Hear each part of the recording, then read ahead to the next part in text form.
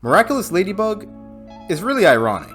It's a show with a strict formulaic plot, but it's also one of, if not the most ambitious show airing right now. I mean seriously, this show has musicals planned, a live action movie planned, a comic series, a series of international specials coming out, a soccer special. This is all on top of the fact that this series is still going on at the time of this recording. So the creators either really see a cash cow with this series, or they genuinely just love spending time in this world they've created. I'll give them the benefit of the doubt and say it's the latter, going off how passionate they talk about it on social media. Being honest, I don't know if all of these projects will ever actually exist, but at least one of these fun ideas actually got off the ground, which is where the topic of this video comes in. Miraculous Ladybug New York Special, the first of its kind, which must have been successful because they already plan on releasing a second one around March or April of next year. Well, I've seen it, and it'll be easier if I just go over it. So let's start at the beginning and go through this thing. So we start this special off with a big opening that looked like it came straight out of one of those cinematic universe films. I could tell right away that these international specials weren't going to be as small as the Christmas special, from just the dramatic visuals at the start and the dramatic rendition of the show's opening. In fact, in numerous parts of this special, we get more grand renditions of the show's scores.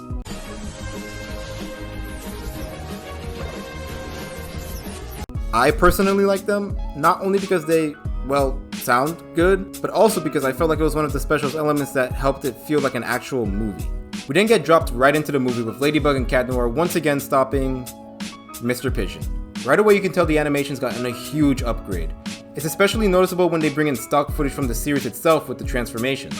Both this transformation sequence and the special were done by SAMG Animation, which was the series' best animation studio before they left. They've done their best work with this special with the settings, the lighting, the character models, and the fight scenes. And seeing this just makes me sad we won't see them in season 4. I thought this opening scene was okay. Seeing the two save Paris is a good way to start the special strong. I only got two things. One, the fact that Hawkmoth keeps turning this guy into Mr. Pigeon is so weird, because he's never even come close to getting a Miraculous. And two, I thought this guy's thing was rats now. Where's my Mr. Rat? I guess it doesn't really matter because by the time you question it, the fight's over. The rest of the first act is very solid. I like how, even though this is a special and its plot is separate from the main plot, this act does take the time to bridge the gap between last season and season 4. We see plotlines that were introduced in the last season, like the start of the relationships between Adrian Kagami and Marinette and Luca, Natalie bedridden, showing that she's still suffering the effects of using a broken Miraculous. And we even get something new with Mrs. Bustier announcing that she's pregnant. That last one had me thrown for a loop because I know how much Thomas doesn't like bringing attention to, well, time passing. Theory on that? Possibly incoming. We're also introduced to the American heroes in the first act, and I guess I'll take this time to talk about how I felt about Olympia and Night Owl. I thought they were fine. They were side characters, so we didn't really get to know them that much like we did Jess or Uncanny. I did have a lot of fun watching all the subtle nods to Superman from Olympia though. From the hint of Superman theme in our introduction,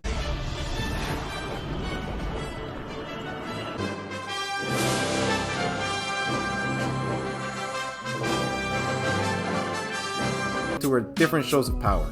I know Night Owl was a nod to Batman, but she had less of a presence in this special, so she didn't really affect me like Olympia did. I did like her backstory though. It reintroduced the fact that heroes have been around for a long time in this world, which helps with world building. This act also did a solid attempt to set the different storylines in this special. Every character's goal was clear. Marinette trying to think of Adrian as just a friend, Nino and Alia determined to get their respective best friends out of their shells, and Gabriel who wanted to get the equal Miraculous. We'll get into the execution later on in the video. As a setup though, the first act did its job perfectly. One last thing I want to say about this act, in just the first couple minutes, this special reminded me what I loved about this show. It's the characters. This first act focused a lot more on the characters themselves and their lives. There were not a lot of scenes that focused on the lore or action, but despite this, I can say that this act comes really close to my favorite in the special. I just want to highlight how this special highlights just how enjoyable these characters are. So moving on to Act 2, we've reached the grounds of New York, and this is my favorite act. For starters, I love New York City. When we arrive, the city's bathed in this beautiful sunset color that once again shows off the improvement in the art. I also love just the look and the feel of the city throughout not just this act, but Act 3 as well. New York feels so different from our usual location, Paris, and I'm not even talking about the amount of heroes they have running around, though that is a really cool addition. I'm talking about the setting. It's just so grand and American, I guess. And it means I can breathe easy because if we are continuing with this special, I have faith now that all these new foreign lands we'll be visiting will truly feel like themselves. Like I myself am traveling to these places. Back to this special, we get introduced to two new big characters, Aeon aka Uncanny Valley and Jess aka Sparrow. These two characters are the main American characters we follow in this special. First we have Jess, and while she does start off as the generic, angry type character, she does soften up, which is when I started to like her.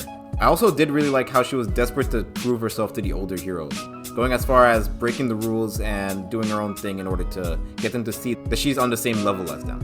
Now Aeon is apparently Thomas's new favorite character, and yeah, I could definitely see why. I feel like out of all the new characters introduced here, she was given the most attention. Her strong positive attitude really matched with her robot innocence and made it really easy for the audience to be drawn to her. Similar to Jess, she has a strong will to help people, even for something as small as getting two people who were made for each other together. Love the Master Fu reference, by the way. But that doesn't mean she's perfect. It's been hinted that she could go too far at times, interfering with other people's lives. I would have actually liked to see that happen in the show, you know, show don't tell, but honestly, it's not that big a deal. Also, her hero design is probably the most creative this show's ever gotten. I don't know about anyone else, but I get an Egyptian queen vibe from her. I also like how, because she's essentially technology, she can't see Kiwamis, and the Miraculous's magic doesn't work on her, so she's easily figured out who Ladybug and Cat Noir are. It's not been said whether these two will get a series after the special. A lot of people want comics, even more want an actual series. I have faith that these two can support it, if only because they are just so much fun to be around. So this act is continuing the characters' goals. Well, almost everyone. Marinette got rid of her goal like it was a New Year's resolution. But Nino and Ali are still going strong, and so is Gabriel. Mendeleev and Chloe, who I can't believe is in prison, apparently had storylines in this too, and you could see them start to form in the last act, but for time, they had to be cut. So we were just left with pieces that honestly felt very awkward. I feel like if they couldn't do these storylines, then they needed to be cut altogether. Hawkmoth during this act was also fun to see. Honestly, anytime Hawkmoth is anywhere other than his secret butterfly hideout, I immediately get more hyped. Yes, I'll even take the bathroom. Again. But it wasn't just a location change. Hawkmoth's plan to get the Ego Miraculous was smart, and he actually did succeed using Technomaster, who had a really good fight against the heroes. In fact, all the fights in this special had been good eye candy, with exciting camera movements, good choreography, and a good balance of dialogue and action. The transformations for the American heroes are all very bland and similar, but the art that comes after are all really well done. Finally, the discourse between Ladybug and Cat Noir. I thought it was good. They both had good points. I'll admit though, Adrian giving up his Miraculous was a little weak. It was just too left field. Like, I get he doesn't want to upset Ladybug, but a decision like that, I feel like a character needs to be pushed constantly to make a decision like that. Giving up being Cat Noir, giving up Plague, but Adrian's not pushed towards that decision at all. He made Ladybug mad once, and then he's just like, well, I guess I'll just quit now.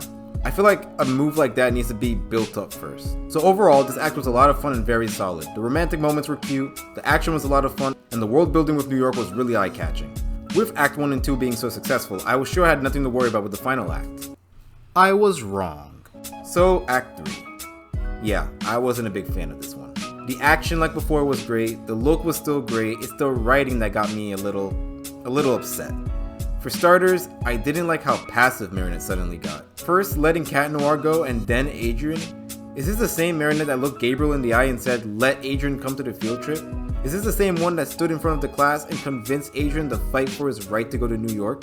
Using sock puppet analogies? Now suddenly she's like, he made his choice? I know she's down, but like what? And the worst part is, the love plot doesn't go anywhere in this special. There's not even a little development in Marinette and Adrian's relationship. And don't get me wrong, I didn't come into this expecting there to be any. I was fully prepared to go through this special without any character development because I know this series loves the slow burn. It wasn't until the special itself set us up to believe that something was going to happen that I expected there to be a payoff. Which is completely fair, I think. When you introduce a storyline to your audience, you want there to be some kind of end or outcome by the end of the story. It could be negative or it could be positive, but there has to be a change in the normal so it doesn't feel like basically nothing happened. The story basically told us through Nino and Ali that Adrian's character would change and Marinette's character would change, if just a little bit. But Adrian just left at the start of the act, so we never got to see these two get closer. I mean, yeah, we had that dance, but their relationship isn't going to change because of that scene, is it? You could take that scene away and nothing about the relationship would be different from the start of this special. With no change in their relationship, I at least felt like I was promised change and yet got nothing. Another thing is, I felt like even for an hour-long special, this third act felt very rushed. I already said I liked the action, but even I noticed that the last fight wasn't as fleshed out as it should have been. I expected to see the Ego Miraculous in action, but we don't get anything. Like, at all.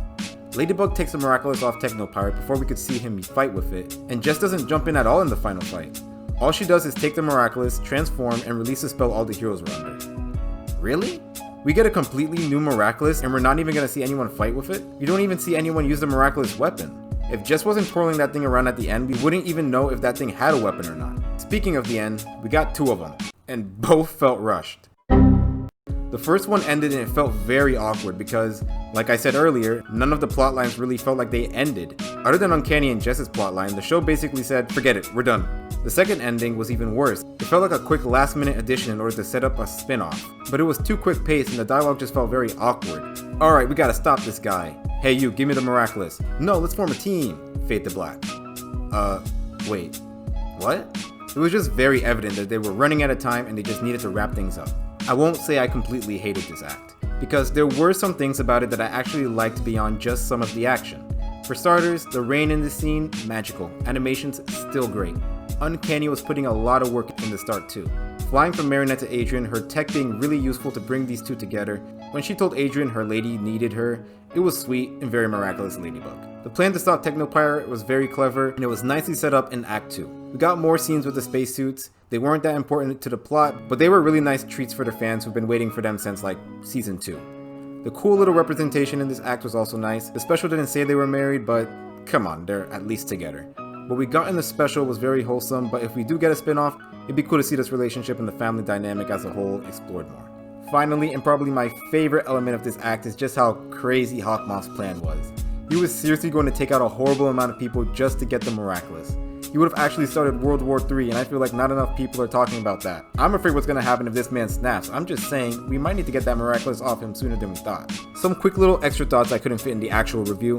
I really like how Paris had to deal with a villain without Ladybug. We never see the city have to deal with cleaning anything up because of the Ladybug powers, so seeing them have to put their backs into fixing things was something new.